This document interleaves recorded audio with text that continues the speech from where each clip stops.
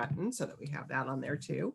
So we are here today to talk about Olga Grushin's new book, The Charmed Wife. Oh, look, it matches our sign here. It's going to get lost in the blue. It almost Maybe I should put it over on this side. I'll so join it doesn't you. get lost. There we go. Oh, I love it. It was so good. So can't wait for this conversation. So I'm just going to fill a little bit of time so that these two lovely ladies can have an excellent conversation. So for those of you that don't know, Warwick's is located in La Jolla, San Diego, California. We are open for business. We are at 25% capacity with the restrictions, but we're doing all the protocol to keep you safe and our booksellers safe. So if you are so inclined and you're in the area, we would love for you to stop by and see us. Lots of great books, good stuff on the other side of the store with gifts and jewelry and all kinds of fun things to look at Warwick's. So, but for tonight, I will be putting in Olga's book into the chat. So you can easily click that and order it from us. If you're in the area and you want to pick it up, you can do that, or we will ship it to you. And then also for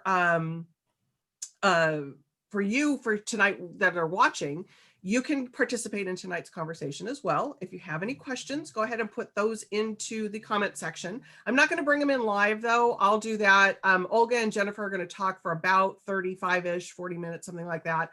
And I'll pop back on with any questions or comments that you might have at that period of time. So I won't be bringing those in live. I know that the book just released, so we might not have a lot of questions about this particular, but it's so good. I can't wait for all of you to read this. It's just, I can't wait for this conversation. So with that, I'm going to get the show going here. And first, I'd like to thank her publisher, Putnam, for allowing us to have this conversation tonight. So we appreciate our publishing partners very much for allowing us to do these events. So thank you, Putnam, for allowing us to do that. So with that, Jeniffer Thompson is a personal branding expert, digital marketing strategist, and host of the Premise podcast. She is an author and speaker who delivers strategy-rich content and actionable tools that educate and empower authors. She and her husband, Chad, co-founded Monkey See Media in 2004 and have been creating award-winning book cover designs and author websites ever since. Jeniffer is co-founder of the San Diego Writers Festival. We just had a meeting about that today. She serves on the board of the San Diego Memoir Writers Association and is currently writing her own coming-of-age memoir. So with that, Jeniffer and Olga, have a great conversation, and I'll see you in a few minutes. Thank you, Julie. Thank you. Hi, Olga. How are you? Jennifer, good. How are you? Very good. I'm very excited to talk to you about this lovely book. Thank you so much. Thank you for having me. Thanks for, of course. Yeah, I feel honored. I'm going to hold it up for our viewers. For our listeners, definitely go check this out on the Warwick's website. You can get it wherever books are sold. Of course, we recommend you get it from Warwick's. I love the color. I'm going to start by reading your bio and then we'll jump in. Olga Grushin was born in Moscow and moved to the United States at 18. She is the author of 3 previous novels, 40 Rooms, The Line, and The Dream Life of Sukhanov. I'm sorry, I said it wrong. That's okay. Sukhanov. We went over this earlier. Say it for me. Sukhanov. Thank you. Her debut, The Dream Life of Sukhanov, won the New York Public Library Young Lions Fiction Award, earned her a place on Granta's Once a Decade Best Young American Novelist list, and was one of the New York Times notable books of the year. Both it and The Line were among the Washington Post's 10 best books of the year, and 40 Rooms was named a Kirkus Review's best book fiction of the year. Grushin writes in English, and her work has been translated into 16 languages. She lives outside Washington, D.C. with her 2 children. 17 as of today. I just learned that I was being translated into Farsi. So that's... that's pretty exciting. Congratulations. Yeah, anyway, sorry to interrupt. Go on. Yeah, I was going to say that might be one of the few languages you don't speak, right? No, actually, I don't speak that many. I know you were trying to learn French when you were younger, and apparently your father wasn't as patient as your mom, so they had you switch to English so that your mom could teach you English. That is correct. So my father spoke French in the family and my mother spoke English, and I started off with French, and it turned out that he was a very impatient teacher. I was concerned. So after a few stressful sessions, my mom said, "You know what? Let's do English." So this is Right. how it turned out that I'm writing in English. If Yeah, my I was father, gonna say. And now it's incredible you write your books in English. I was gonna ask this later, but I think I would like to ask you now, even though your native tongue is Russian, you choose to write in English. Can you talk about your decision to write in English and if it has changed the way the words flow from your brain? I imagine you think differently in Russian than you do in English. And do you think do you have to go back and think about how you would like your Russian heritage to seep onto the page after you've written it in English? Talk to us about your process.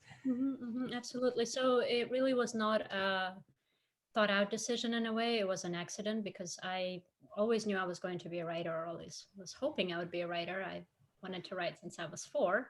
Mm, And in Russia, I attended journalism school. So I wrote quite a bit in Russian before I came to America, but I came here for mm, college at 18. And then, of course, I had to switch to English. And eventually, I realized that if I wanted to realize my dream of publishing fiction, then I had to do so in English. And mm, it was a very traumatic moment, mm, really kind of a traumatic process because I felt that by then I had spent years working in Russian and I felt like the language was really my own in many ways. It's very important to me when I write my books to have an interesting language. You know, it's so much of what I love about literature is really about the language. And yeah. so the decision to just abandon my native tongue and work in a completely different paradigm was um, really life changing. But at the same time, Russian and English are so different, and you can do so many different things in these two languages. Mm, That in a way, I feel like it's almost more helpful, or it makes my approach to language, maybe more layered because I can compare the two and I can sort of um, think in both. And it really depends on what I'm writing to answer a second half of your question of how I use my Russian heritage. When mm, I write on Russian subjects, then I very yeah. much have a kind of a Russian brand of English almost. My first novel and my second novel were both set in the Soviet Union. And I felt like I was writing with English words, but in many ways in Russian, or the sort of the underlying structure of the kind of the bones of the language felt very Russian.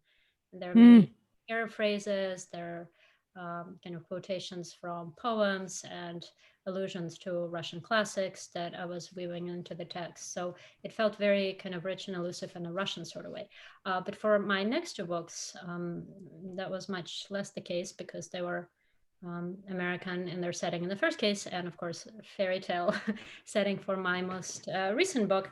And so there I was really approaching English more or less as English. And I'm sure, I will never have the native ear for the language, but and I think that gives me kind of a different angle on the language. But yeah, it really depends on what I'm writing about, and you can do completely different things in both languages, which is to me very interesting.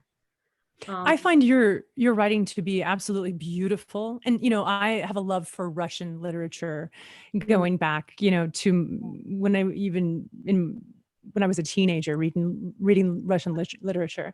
So as I was reading this, I kept asking myself, what is her native tongue? Because it did not feel like it was your second language. I felt that it flowed, it had a beauty, and there's definitely a cadence to Russian writers that we don't see as much in America. And I felt you did have some of that.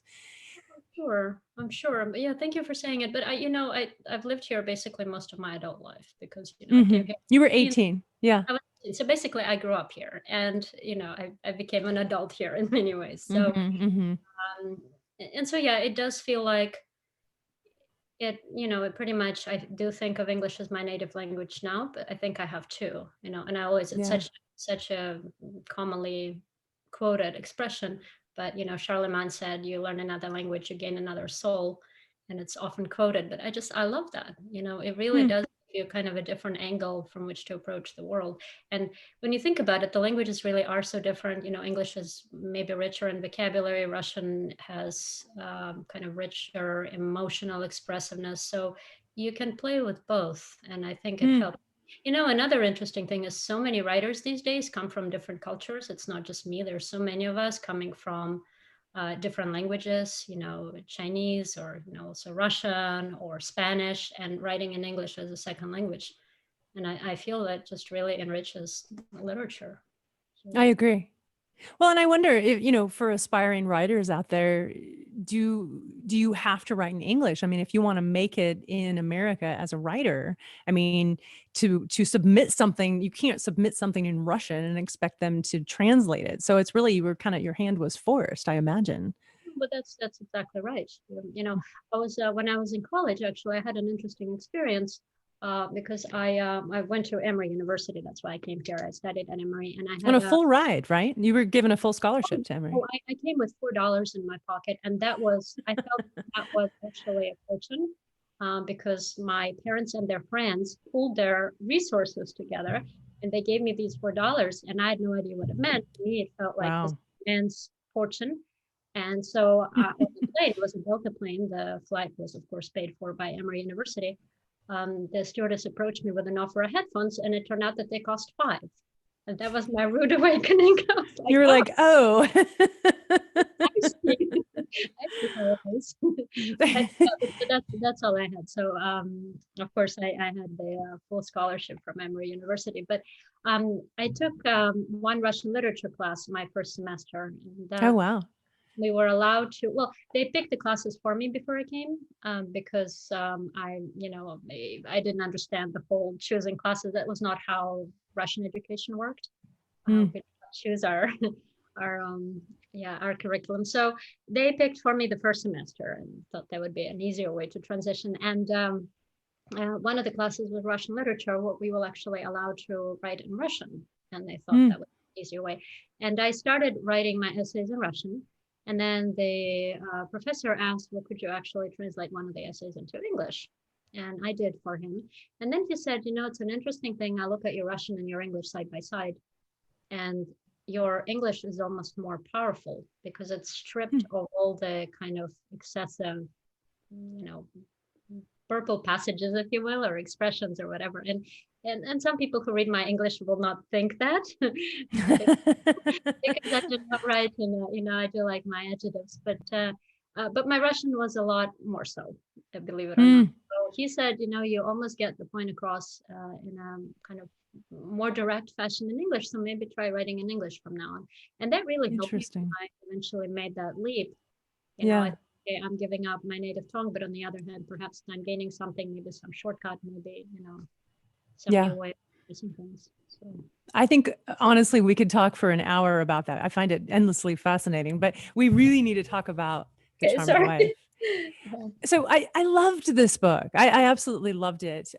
It begins like a fairy tale, as we would expect, but it veers into magical realism for me, and self-reflection, sort of forcing the reader to ask the question, what is a happy ending? What is a happy life? And The Charmed Wife really surprised me in a lot of ways. You did stuff I was not expecting. It pulled me along into this world of Cinderella, who at one point I wonder, has she gone mad? Is she just this real woman who thinks she's Cinderella and her head is like completely lost herself because she's in an abusive relationship? Is this a fantasy of the mind? Like, I found myself guessing, or are we in a fantasy world for real? This is really happening. So was that your intention, to sort of make the reader sort of guess if it was? Yeah, tell us more. It really was. So this book is an unusual book for me because it really falls between the genres. It falls between fantasy and realism.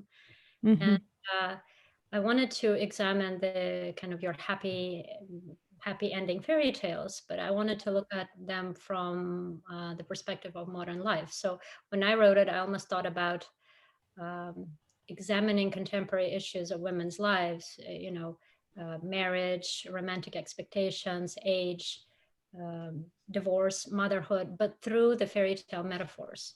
So that was always what was driving me. And I don't want to give too much away, but Absolutely, there are different interpretations possible in the book, and that's intentional, and you can see it Mm. from one angle or the other angle. And I actually, in the book, at some point, I talk about it as well. But this that famous rabbit duck image. You look at it from one angle and it's a duck, and you look at it from another angle, it's a rabbit. So I sort of had Yes. that in mind when I was writing it, and I Hmm. was interested in kind of playing with kind of a combination of the two, so you don't quite know where you're at because you were in this fantasy world, and yet you had little pings of reality, and then you're maybe in a realistic setting, but then you still have princesses and Yeah. and, Yeah. and and magicians. So absolutely, that was very much intentional. Well, I enjoyed it. I enjoyed how it kept me guessing. And there's so much about so many great legends and fairy tales and mythology that have all woven into this world, this fairy tale world that you've created. I'd like to know a little bit about the research that went into writing this book. hmm So, well, the main part of it is I'm a big reader of fairy tales myself, and I Mm-hmm. read them as a child. That was pretty much my favorite reading. Um, Mm. Continued reading them. I love children's books to this day, and fairy tales as well. But with time, I started moving more toward subversive fairy tales, more obscure fairy tales. Some of the original ones that are much darker than what we're used to. That Yeah. Disney versions, but also Angela Carter and Emma Donoghue, and there's so many writers who play with these, sort of your traditional happily ever after narratives. And Mhm. so that was already, and that was part of what gave me the idea, the fact that I have always been fascinated by the fairy tales. And it was always sort of in the back of my mind that I would like to explore these kinds of, the archetypes and the, kind of the paradigms present in them. But specifically for this book, once I knew I was writing it, I did read a lot of fairy tale theory, and that was mostly new to me. So I read Mm. the history of the fairy tales and a lot on Brothers Grimm and 17th century French fairy tales. And also because Cinderella was the central narrative of the book, I read a lot of different versions, not of retellings of Cinderella. I stayed away from those mostly, but Mm. of the actual story of Cinderella going back centuries, back to the medieval Chinese version. That's one of the earliest ones, and some scholars say the earliest one. There's a version with a fish and a shoe, and it's from Hmm. China. So there are volumes and volumes of specifically Cinderella narratives, and those are fascinating to me. There's just different angles of looking at the same story, and that was very much present in the back of my mind when I was conceiving my own story, because it's like sort of taking a diamond of this kind of kernel of the idea and then turning it from many different angles and looking at it this way and that way and just playing with Mm. it. Which is really life, the human experience, isn't it? Absolutely. Yeah. I wonder, were you ever worried that people would dismiss this book as just another fairy tale Well, so I think and this not book, take it seriously as literary fiction?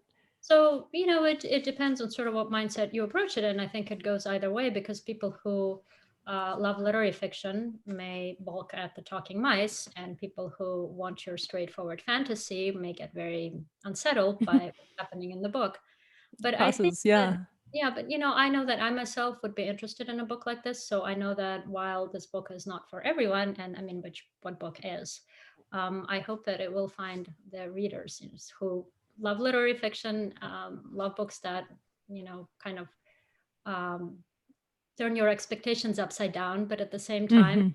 don't mind Mhm. having magicians and talking mice in their books. So it's I a different book. It's a departure. I took Yeah, risks with it, but you I took a feel like, risk, yeah. yeah, I took a risk. But if you don't take risks, why bother writing? I don't want to write the same story every time. So. Absolutely, absolutely. You mentioned the mice and, the concurring story, the saga over time of the mice. I loved it. In some ways, in the beginning, it was my favorite part. You go through an evolution, and the mice do, so to speak. They seem to experience what we might even call the age of enlightenment, and they go through several periods in the human, what the humans have experienced through ages of time. And I read, I think it was in your acknowledgments, that this idea came from real mice who you, in fact, fed with an eyedropper. Tell us about the real mice, Brie and Nibbles, and how they came to take place in this book. Yeah. So of course the Cinderella story does have mice in it, but I was never really going to, or at least not in the beginning, that was not part of the story. I just mentioned that endedly in the very beginning. But then they did sort of creep into my plans, and we did have this incident that happened in our basement. We found a couple of blind tiny baby mice. We have dogs on both sides with neighbors, so clearly the dog had gotten the mother probably, and these little blind mouselings crawled into our basement. So 3 blind mice by chance? Just two. Oh. So only two. Yeah, but then my kids were really interested in saving them, and I read online, what should you do? I had no idea what to do, so I bought this. I went to, a pharmacy and bought this eyedropper and tried to dilute peanut butter with milk. It was this big thing, and I tried to feed them from the eyedropper, and I actually stayed up all night doing so, but one of them died. And my children were asleep because it happened at some 3 a.m. And I was distraught as to how to tell them because they were really into the mice. But then I happened to go down to the basement that same night, and I found a third blind mice. There was 3. It was 3. It was 3. So then I thought, okay, what I'm going to do is I'm going to pull the, your goldfish trick. It's the same goldfish. So I took the mouse who sadly died and replaced him with a new mouse. And in the morning presented this as, still Brie and Nibbles, but it wasn't. It was Brie and Nibbles the second. And that gave me this idea of successive generations of mice, because of course mice, even fairy tale mice, don't live that long.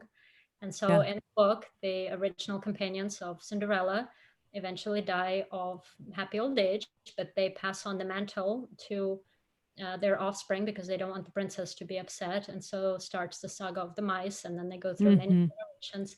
And when I thought about it, I really envisioned the story as a kind of a downstairs counterpart to the upstairs component of the main storyline, because it felt like it needed to be balanced. So, the Cinderella story, it's this very kind of vapid, romance obsessed plot as it starts. Right. And she's your typical, kind of pastel colored, fairyland princess. And then the mice, they have wars and they have revolutions and they have totally evils, and there's drama, and to me it was like, kind of the real problems of the world versus the kind of waltzing and stressing over love issues upstairs. So that was the idea behind having sort of 2 parallel narratives in the book. And the mice do play actually a part in the plot. Toward the end, they're essential to the book, because toward the end, we were talking about different interpretations. So if you read the story closely, and there are many, many different Easter eggs in the book and many different sort of little connections. But if you read the story closely, in one of the last sections where the mice appear, there is sort of another clue that gives you a different angle on the whole book, and you can see it in a different sort of way. And that's the so they do have a plot significance too. Keep people guessing. Well, I loved it. It did add to her story in a way that I think it gave you as a writer the opportunity to say things not quite as overtly, that you were able to sort of slide into the experience of just being human and what it means to be human and, experience life. And for the princess, she's in a dream world, and I want to talk about dreamscapes and your use of dreamscapes in your literary work. I know you've done this in some of your past books as well. As I was reading this, the charmed wife was like slowly waking up from a fantastic dream for me, right? Like as the whole book unfolds, it's like kind of slowly waking up, steeped in the fairy tale world of Cinderella, but slowly bringing our world into her world, so to speak. It's sort of seeping in through the cracks, and beginning to merge. Was this, obviously you consciously planned this? Mhm. Did you mean to do that from the very beginning? Did that happen organically during the process? How did that come to be? That, by the way, that's a wonderful way of describing it. Thank you so much for for saying it like that. That's perfect. Yes, I absolutely meant it from the beginning, and that it was technically challenging, but I feel like in all of my books there are different technical challenges. I kind of try to deal with. In the first book I was in the past versus the present, and in the second book I was 3 or 4 different points of view that wove in and out.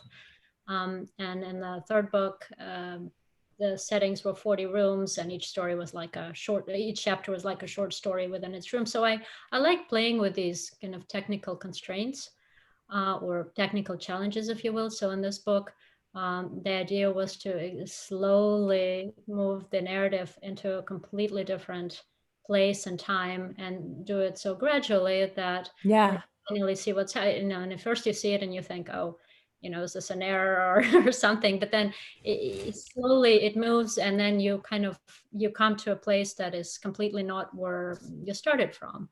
And Yeah. it was of course very much intentional. I find that in all of my work, I'm very interested in how dreams and reality intersect, and this kind of Mm, the gray area between the two, mm. where you're not quite sure which is which. And that's fascinating to me, and I play with it in all of my books to different extents. So there's some, and people say magic realism. I'm not exactly comfortable with the term.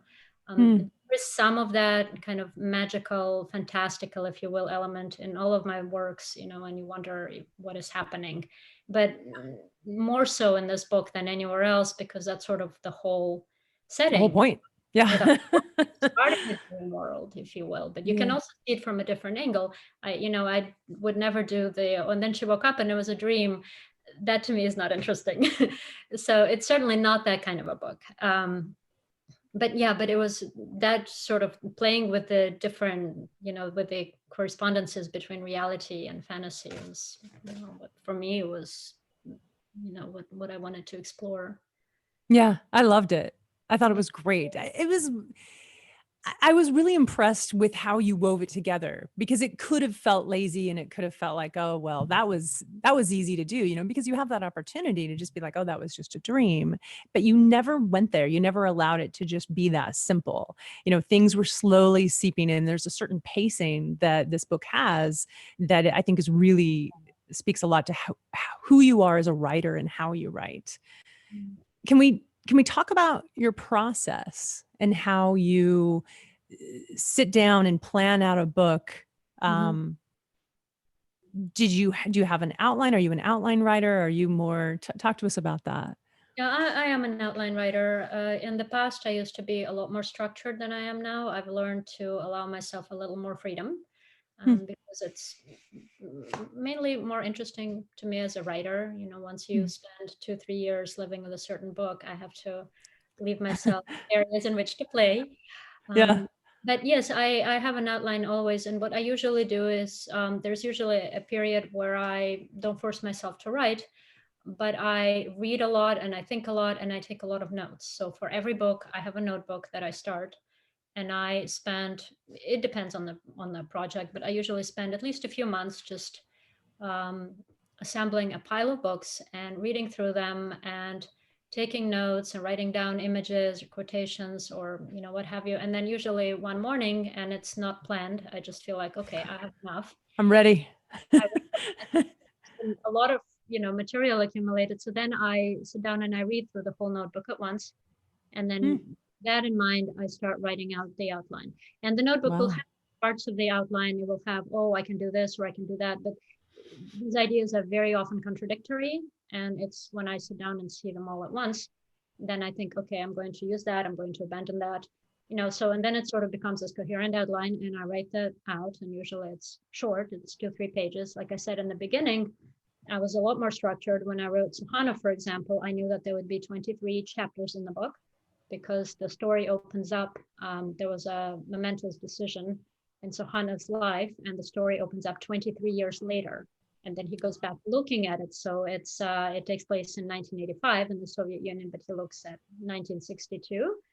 And so I knew there would be 23 chapters, and I had them all written down, and they're actually, it was a lot more structured. So with this particular book, I did not have a number of chapters figured out, and it was a lot more fluid. But I did have an outline, and I usually actually at some point shortly into the writing process, I know the last sentence of the book. And just put it in my head. And so for all of the books, I know usually the last sentence, and then it's kind of there. That's beautiful. Yeah, I plan things, That's awesome. Yeah, it's funny sometimes. Yeah, I'm sorry, go ahead. No, you go ahead. So sometimes, writers talk about how their characters surprise them and they do things, oh, my characters come alive, and mine don't. I mean, they do to a certain extent. You get these ideas when you write, suddenly things just kind of pop into your head, but I know where the story is going. I know what I want to do with it. So. I wonder, do you mind talking about how you broke into the publishing industry and how you Of course. sought out an agent, and what was that like with your first book? And are you with the same publisher and the same agent that you were with you? I am. So my publisher is Putnam, and my agent is Warren Fraser, and I've been just incredibly lucky with both the publishing house and the agent. So it was a very straightforward process, is sort of the way I guess it's supposed to happen when you have no connections and you just want to be a writer, because languages. And then I started trying to write my first short stories, and I didn't know a single writer, and I had never taken a single writing class, and I had absolutely no connections to anyone in the industry. And I kind of had this, now it seems very romantic looking back at it. At the time, it was not easy, but I waited tables, and I lived in a basement studio that I was renting, and I had this little typewriter, and I was writing my first stories on it. So that's how I was starting out. And then, eventually I got married and moved out of the basement. But but so in the beginning, I knew that I wanted to be a novelist. Some people can do both short stories and novels, but I'm a novelist at heart. But I thought before I write my first novel, I want to have some publishing credits so that when I have an agent, they will take me seriously. And for some reason, 10 was a magic number. So I thought I'm going to write 10 short stories and publish 10 short stories. And then once I have those 10 credits, I'm going to buy a thick book that says, a guide to literary agents and how to break into print. And then I'm going to we know it well. Yeah. And that's what I did. I published 10 short stories. And then and then I wrote the first novel, and then I looked for agents who represented the kind of fiction that took risks. And I was very lucky to, and then everything just sort of, it took some time, but then, I found the agent and I found a publisher. So it's I've been very lucky. And here we are. Yeah. Well, you're a beautiful writer. I don't know if luck has anything to do with it. I want to ask you about your first book. If you don't mind going way back in time to The Tale of a Lazy Princess. Oh, yes. Your research. I started writing when I was 4, and you were reading books at 4 years old. Is that right? Yeah. And writing.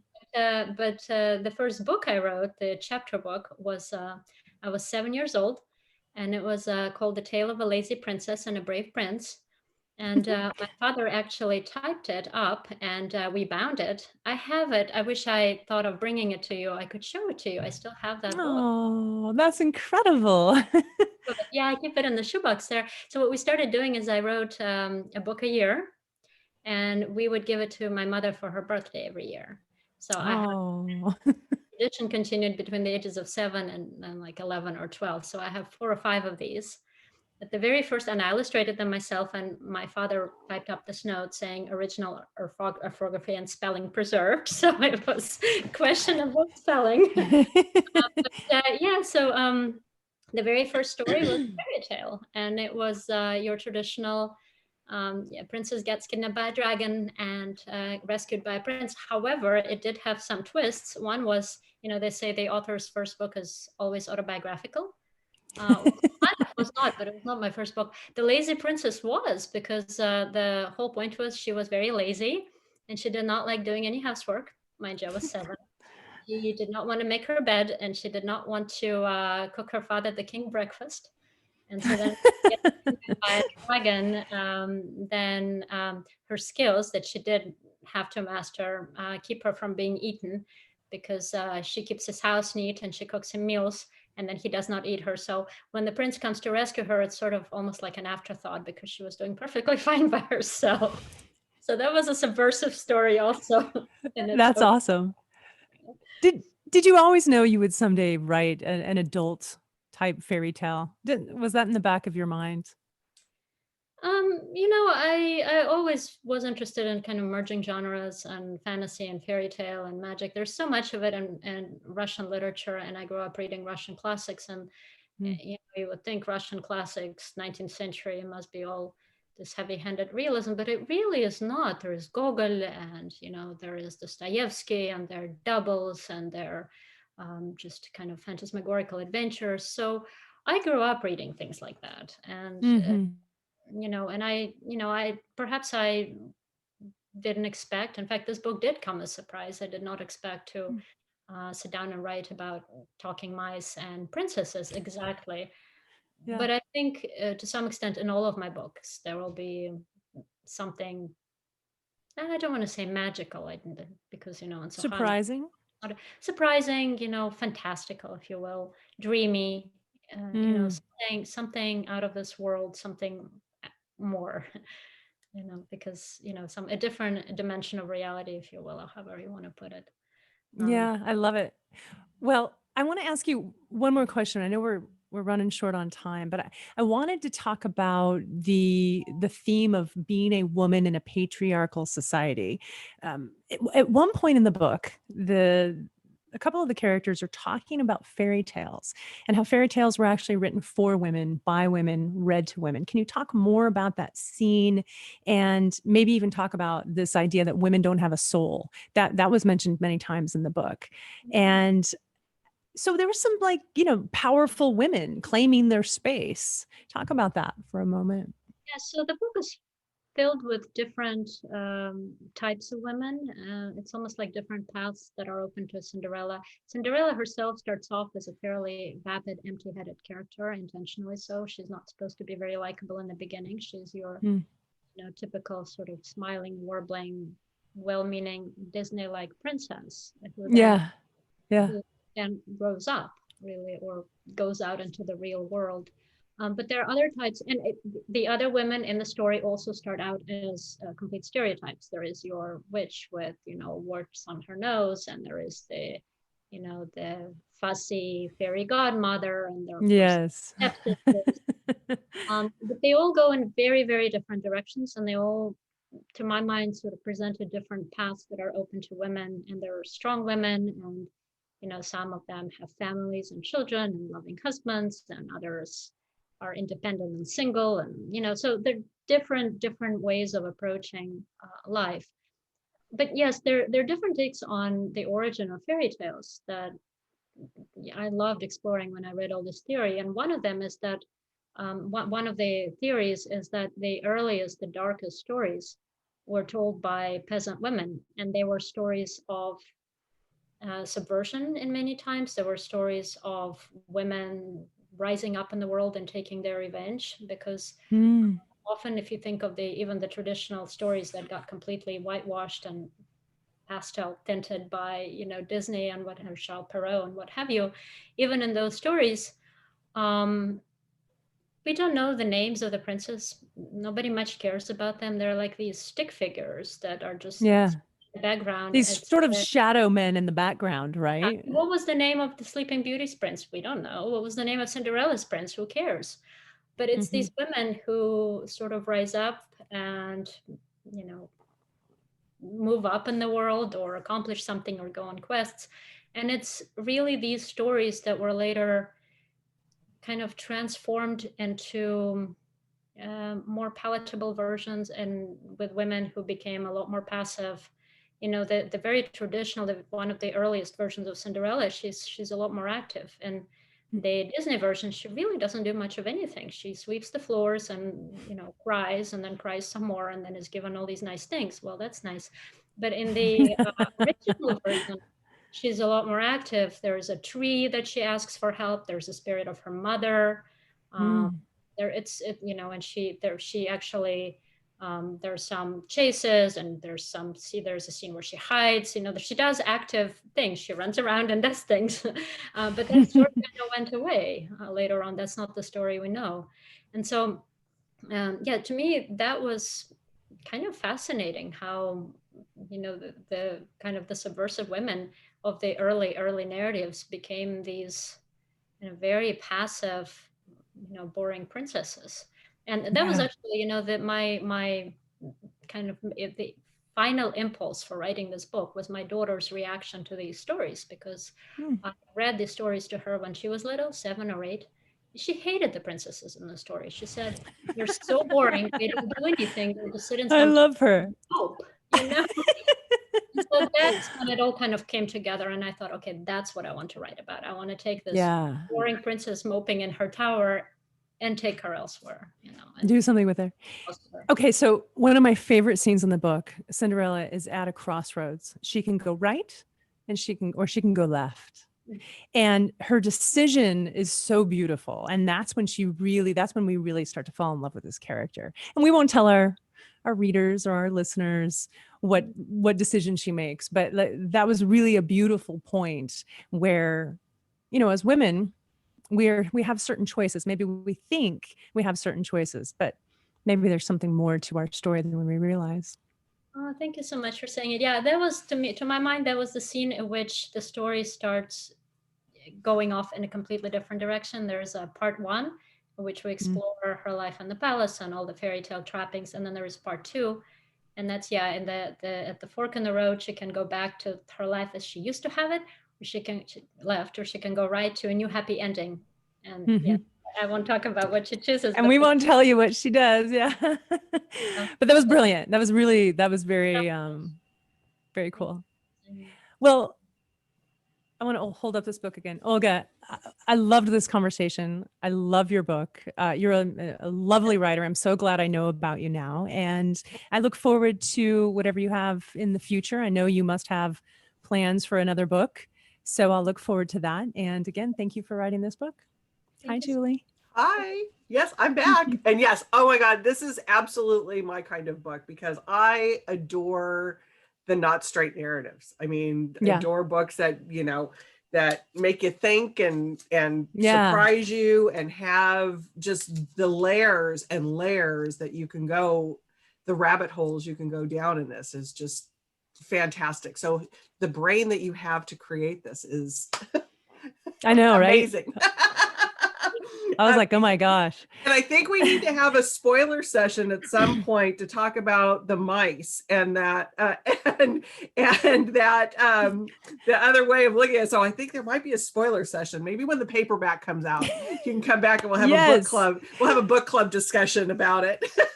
I think that's a great idea. We could do it at the festival. Yeah, because we'll have I wanted to go there, and I'm like, no, we can't go there. We have to wait. Because that's the hard part about it. That's one of the hard parts about this, because it's, you know, we do this at launch time, and you know, we're teasing you all out there to make sure that you buy this. But man, there are so many questions that we could go down. So we might have to be thinking about a future session here.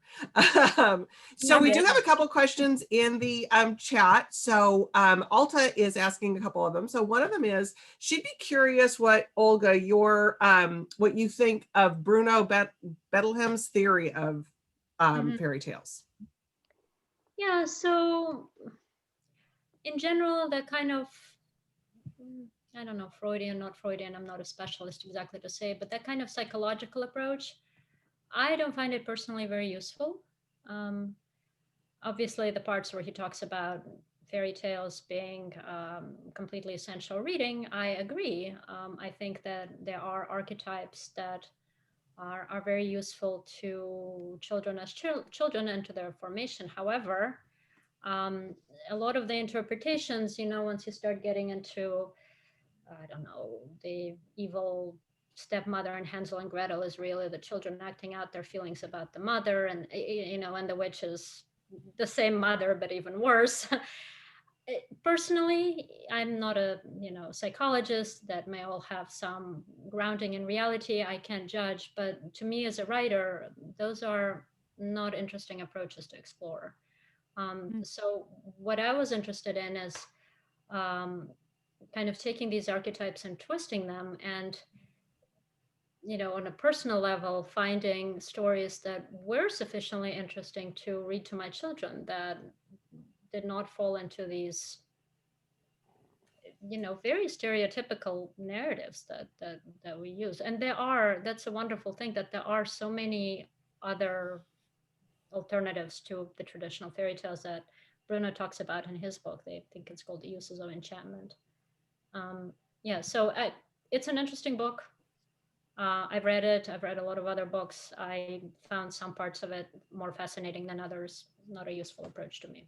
So.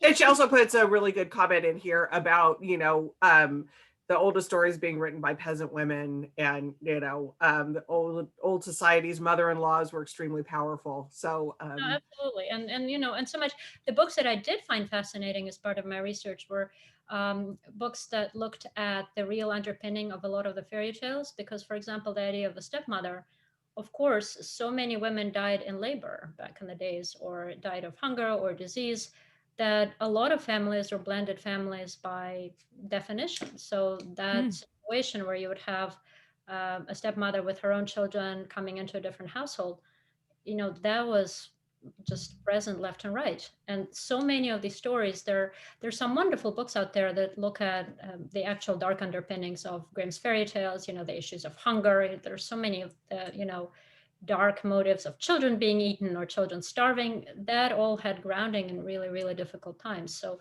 those were really fascinating. Right. And like you said, they're very dark, when you're a kid and you have the Disney versions, and then when you get the real versions, it's like, oh, these are brutal. And like you said, they come out of brutal times, Cinderella's sisters being blinded, and I won't talk about what happened to Sleeping Beauty, but it's really not nice in the original version. There was no kiss. It's not nice. It's true. It's true. Look it up. It's a married king. Oh, I'll have to, I'll have to do some Googling on that one. I mention it in the book, actually. That's one of the more brutal stories out there. Okay. Okay, so let's talk about the title. Was it always in your brain, The Charmed Wife? No, I went through different titles, but I always do when I work on books. In fact, of my 4 books, 2 books had the working titles that ended up being the final titles. It's The Line and 40 Rooms, because those are pretty much very straightforward descriptions of what goes on in the books. But the other 2 books, I come up with some working titles that make sense to me. And in this particular case, my working title was actually A Fairy Tale Ending, which ended up being used in the book. It made sense to me because it's a double meaning, right? So it's a fairy tale ending, like a happy ending, Cinderella story kind of ending, but also a fairy tale that comes to an end.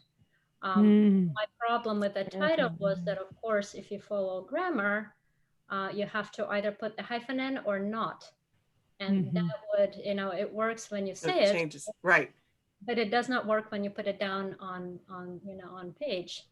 And I do play with that, with that sentence in the book some, but the fact that, you would basically have to go one way or another by omitting hyphen or putting hyphen in, that decided me against it. So. Right. And then I was reading in your, the acknowledgements that 2 of your early readers are old friends, and they're all named, and they're named Olga. That was one of my questions. Dang it. I was like, there was another question I had. Yeah, all named Olga. I'm so glad you remembered that. You know how every generation has a name that right. everybody. Jennifer. Jennifer, exactly. So in Russia, when I was growing up, it was Olga. And I was named Olga for my great-grandmother. So my parents had a good reason to name me Olga. And I'm sure there are other reasons for other people being named Olgas. But my best friend when I was growing up in Russia was Olga. And it just so happened that she also is in the United States. She actually is a professor at University of Washington in Seattle. But but when I was in Russia, she was not the only Olga in my life. Right. There were other Olgas. And when someone would call me and I would be out, my mother would take a message and it would be a girl called. And I would say, Mom, what girl? It doesn't matter. They're all Olgas. An Olga called. Then the funny thing happened because when I came to the United States, I thought, oh, phew, finally I'm done with all the Olgas. Well, my best friend another. here, I found the one Olga memory, and so that's my, was my That's college awesome. friend, and we've stayed friends. So it's one of those things which Yeah. I actually played with it a little bit in 40 Rooms. There is this kind of alter ego. There is this mysterious Olga that kind of passes through the book and you don't know if she's real or she's invented. And for me, it was also a personal idea because there's so many different Olgas in my life. It was Right. not Well, I really- wasn't sure if it was because Olga is obviously a very, Russian, so I wasn't sure if they were friends from here in the United States or if they were all from, so One's it's here, but she's originally from Russia, and one from my childhood in Russia. yeah. So I know we talked about in the green room, so I kind of would like to close this if you don't mind. Would you mind reading to us Oh, yes. for a minute or Thank you. two? And that I would love that to be the closing for us. Sure. So Great idea. I thought of what section to read because the book is not uniform. It's hard to pick something that really gives you the flavor of the book. But I found one section where Cinderella is now a cleaning lady, cleaning houses of rich housewives, much in a place like Connecticut, much in a time like 1950s. And actually yesterday at an event, I read the Monday princess. So I will read the Tuesday one today because she goes through her week and every day she cleans a house of a different lady. So they long to talk to me. They act all frosty at first, but the instructional articles they favor in the Good Housekeeping magazine have advised them to keep their distance from their help. Yet after a while, weeks in some cases, mere days in others, they feel reassured by the fact that I have not made any requests for monetary advances. Nor have their precious candlesticks or silver spoons gone missing. So they begin to linger in doorways of dining rooms while I dust their displayed wedding china. And they chat about this and that. And then, at the end of my day, invite me to partake in cups of tea, relaxing pills, and confessions. I take no pills, share no confessions of my own in return, and offer little encouragement. But little is all that is needed, it seems, and I hear their stories. And perhaps the stories I hear are not precisely the stories they tell, but by now I know enough about love and princes to discern, behind the cheery inflections of their genteel fantasies, beneath the cherry veneer of their civilized mid-century dwellings, the dark, heady danger of primitive transformations, the rank odors of beasts prowling through the woods. There are 5 of them, one for each day of my working week. And then I will skip the Monday one and go on to the Tuesday one. The Tuesday princess, by far the richest of them all, is elegant and sleek, slinking about her suburban mansion on feet soft as paws, lying sprawled on sofas in sophisticated silk dresses, grooming herself, her eyes evasive and smooth, stacks of golden bracelets jingling up and down her skinny arms. She takes the longest to speak to me, and even then she purrs with half-truths and omissions. Still, I learned that in her youth, she was a beautiful white cat, a royal cat no less. But she fell in love with a broad-shouldered, happy-go-lucky peasant youth, entirely indifferent to her charms. He was a dog person. And the less he cared, the harder the thorn of love pinned down her soul. She invited him to live in her palace, gave him fine wines to drink, delicacies to eat, velvets and jewels to wear. And still he preferred his slobbery romps with street mutts to an hour of refinement in her discerning feline presence. At last, in despair, she begged him to cut off her head. And when he did, a lovely woman appeared in place of the cat. So, rendered dumb by the shock, the youth gave in and married her right on the spot. And 15 years later, they're married still. But now she often snaps, scratches, and spits at him, for she feels poisoned by the hateful recollection of the ease with which he granted her long ago wish to behead her. A shrug and sure, carelessly tossed off. And two, she often catches her ever gorgeous husband looking at her with amiable speculation, as though wondering what kind of delightful new being might emerge and grace him with her effervescent presence if he cut off the head of his tiresomely nagging aging wife. So thank Bum, you. bum, bum. There are many different fairy tales in the book. That's obviously, if you know the story, The White Cat, that's exactly what Mhm. happens in the story. It's a French story from the 17th century fairy tale. There is a magic white cat, and this is exactly what happens. There is a youth, and he cuts off her head, and the princess comes out, and so you can read the story. I weave a lot of different stories into it and play with It's it. awesome. That's awesome. Fantastic. That's what I mean. There's just so many layers to this book, and there are so many things to. So Olga, I cannot thank you enough. The book is The Charmed Wife. Much success wished your way with this one. I just can't wait to keep sharing it with everybody. Thank you Yeah. for having me. This is such a pleasure. Thank you both. Thank you. And to Facebook, good pleasure. night. And you, like I said, the book can be ordered from Warwick's and we can ship it to you. Jennifer, thank you. My pleasure. All right. Thank you for having me. We'll see you. Thank you very We'll much. see you all soon. Have a great rest of your week. You too. Bye-bye.